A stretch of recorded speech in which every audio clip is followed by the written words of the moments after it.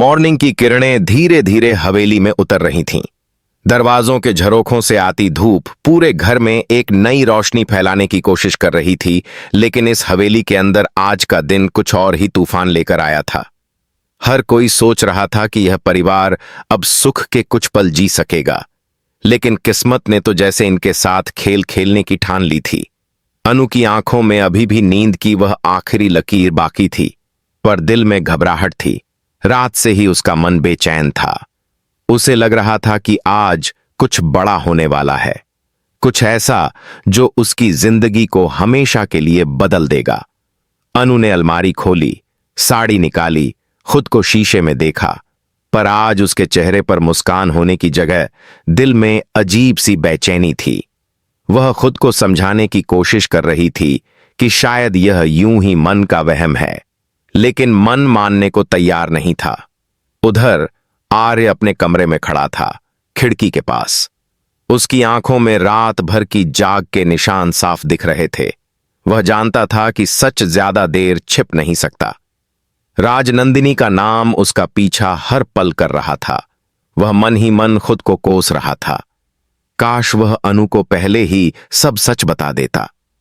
काश वह इस तूफान से उसे बचा पाता, पर अब देर हो चुकी थी।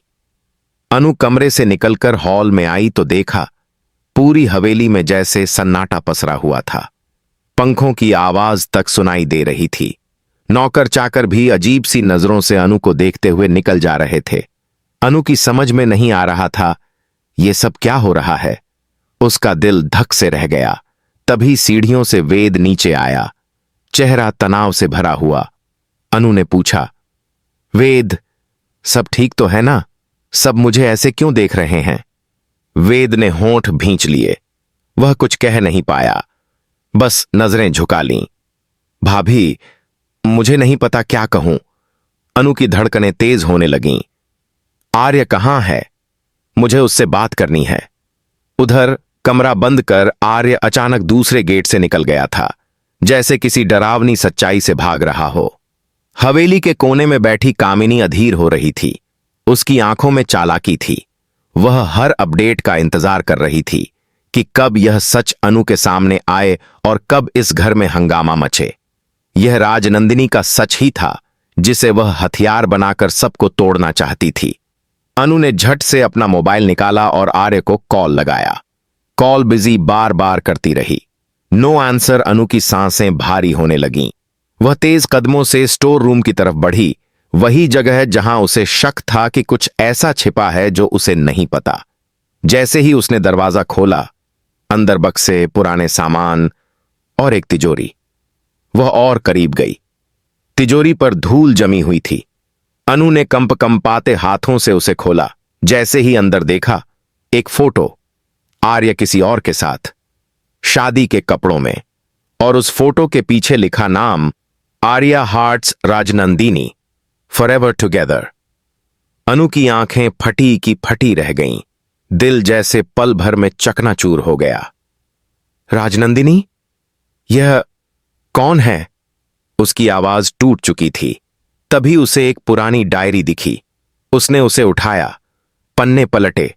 हर पन्ने में आर्य और राजनंदिनी का प्यार, शादी, वादे, यादें, तस्वीरें और अंत में एक दर्दनाक लाइन, अगर मैं बच न सकी तो आर्य को मेरी मौत की सच्चाई कभी मत बताना। अनु के हाथ से डायरी गिर पड़ी। उसकी आंखों से आंसू रुक ही नहीं रहे थे। तो आर्य पहले से शादीशुदा था? उसने मुझसे यह सच क्यों छिपाया? क्यों? उसकी आवाज हवेली की दीवारों से टकराकर लौट रही थी। तभी पीछे से कदमों की आवाज, वेद। वह अनु की हालत देखकर एकदम दंग रह गया। भाभी, आप ठीक हैं? आप यहां? अनु गुस्से और दर्द से कांपते हुए, ये देखो वेद, ये क्या है? आर्य ने मुझसे क्यों झूठ बोला? मैं उसकी क्या लगती हूं? बस एक खिलौना? वेद ने दीप सांस भरी। वह जानता था यह सच आज नहीं तो कल सामने आना ही था। उसने धीरे से कहा, भाभी, मैं आपको धोखा नहीं देना चाहता। हां, आर्य की पहली पत्नी थी, नाम था राजनंदिनी। और वह मर चुकी है। अनु के पैरों तले जमीन खिसक गई। मर चुकी? तो फिर आर्य ने मुझे यह सब क्यों छिपाया? वेद ने बहुत संभल कर कहा। क्योंकि भाई राजनंदिनी की मौत के लिए खुद को जिम्मेदार मानते हैं। वह टूट गए थे भाभी।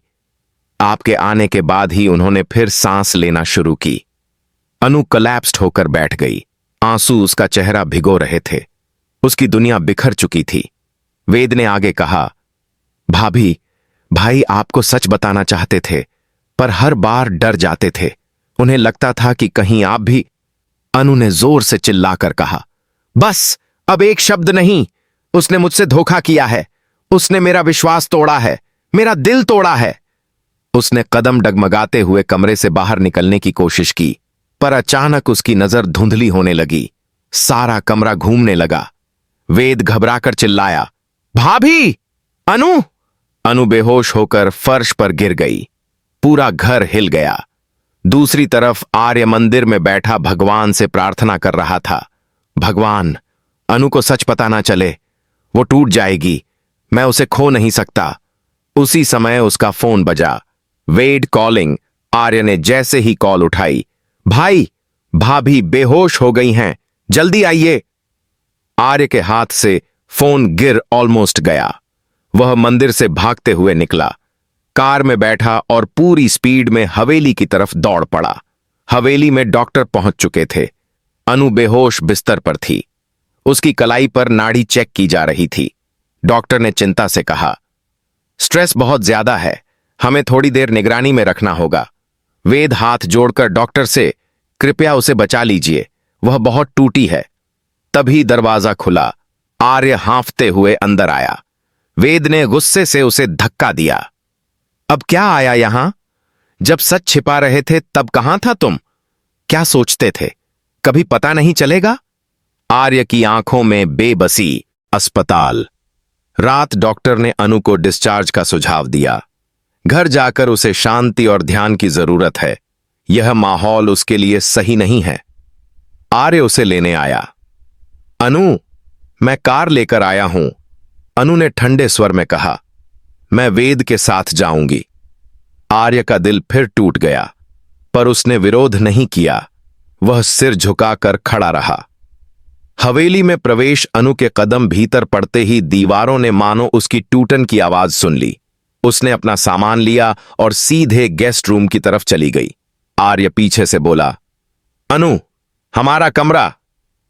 अब वो कमरा सिर्फ तुम्हारा है, मैं वहां नहीं जाऊंगी। आर्य वहीं रुक गया।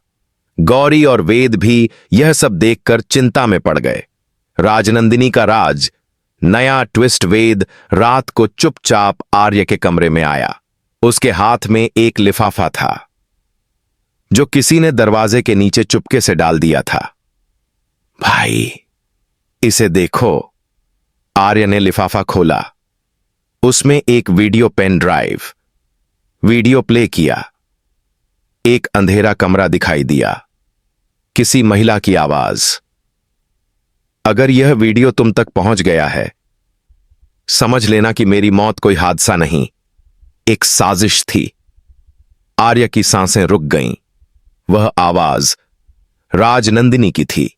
वह कह रही थी, मेरी और आर्य की खुशियों को कोई बर्दाश्त नहीं कर पाया, इसलिए मुझे रास्ते से हटाया जा रहा है। आर्य जोर से चिल्लाया, यह किसने किया? वेद ने उसका हाथ पकड़ा। भाई, यह कोई अंदर का दुश्मन है। इस घर में ही कोई है जिसने भाभी को भी यह सच पहुंचाया। दोनों की नजरें एक ही दिशा में उठीं। कामिनी। गौरी का फैसला। अनु गेस्ट रूम में रोते रोते सो गई थी। गौरी उसके पास आई, उसके सिर पर हाथ फेरा। बच्ची, तुम बहुत मजबूत हो। यह घर तुम्हारे बिना अधूरा है। अनु सुबकते हुए बोली, गौरी मां, मैंने कभी नहीं सोचा था कि प्यार इतना दर्द देगा। गौरी ने दृढ़ आवाज में कहा, तुम्हें किसी झूठ ने नहीं, झूठ बोलने वालों ने तोड़ा है। अब सच सामने आएगा, मैं खुद लाऊंगी। कामिनी का असली चेहरा। पहला खुलासा। वेद ने कामिनी के कमरे की तलाशी ली। उसे एक फाइल मिली जिसमें राजनंदिनी के हादसे की क्लिपिंग्स और कुछ गुप्त फोटो थे। वेद गुस्से में उबल उठा, तो यह सब तुमने किया? तुम ही हो उस साजिश के पीछे? कामिनी ने चिल्लाकर कहा। हां, मैंने किया, क्योंकि राजनंदिनी को आर्य से प्यार नहीं करने का हक किसने दिया? हक सिर्फ मेरा था। आर्य सिर्फ मेरा होना चाहिए था। वेद उसके गिरेबान तक पहुंच गया। तुमने भाभी का खून किया, अब अनु भाभी को भी उसी जाल में फंसाना चाहती थी? कामिनी पागल हंसी। जो मेरा नहीं बन सका वह किसी और का भी नहीं होगा। वेद उसे धक्का देकर बाहर खींच लाया, सबके सामने। गौरी और आर्य सब आ चुके थे। वेद ने सबूत लाकर टेबल पर पटका। यह देखो, यह कामिनी ने किया है। राजनंदिनी की मौत, अनु भाभी को सच्चाई पहुंचाना, सब इसके पीछे। कामिनी चिल्लाई। मुझ पर झूठा इल्जाम। आर्य ने जोर से तमाचा मारा। यह सजा नहीं, यह सिर्फ शुरुआत है। अनु दरवाजे पर खड़ी सब सुन रही थी। उसके दिल में गुस्से और सदमे का विस्फोट हुआ। तो यह सब सच्चाई मुझे चोट पहुंचाने के लिए, मेरी जिंदगी को भी उसकी तरह खत्म करने की योजना? आर्य तुरंत उसकी तरफ बढ़ा। अनु, तुम्हें कुछ नहीं होने दूंगा। अनु की आंखों में इस बार डर नहीं था, बस आग थी। अब डरने वाली अनु नहीं, लड़ने वाली अनु वापस लौट आई है। अनु ने पुलिस को बुलाया। कामिनी को हथकड़ियां लग गईं। कामिनी जाते जाते बोली, अनु, यह अंत नहीं है, खेल अभी बाकी है। अनु ने आर्य को देखा। तुम्हारे सच ने मुझे तोड़ा, पर इस साजिश का सच मुझे खड़ा रखेगा। आर्य ने रोते हुए हाथ जोड़ दिए। अनु, बस एक मौका और, मैं अपनी हर गलती सुधार दूंगा। अनु ने गहरी सांस ली। यह फैसला मैं दिल से नहीं, दिमाग से लूंगी। और वह अपनी आंखों में दृढ़ता लिए वहां से चली गई। गौरी ने आर्य के कंधे पर हाथ रखा। गलती तुम्हारी है, पर प्यार भी तुम्हारा ही है। आर्य धीरे से बोल उठा। मैं अनु को वापस पाऊंगा, चाहे इसके लिए मुझे खुद को मिटाना पड़े।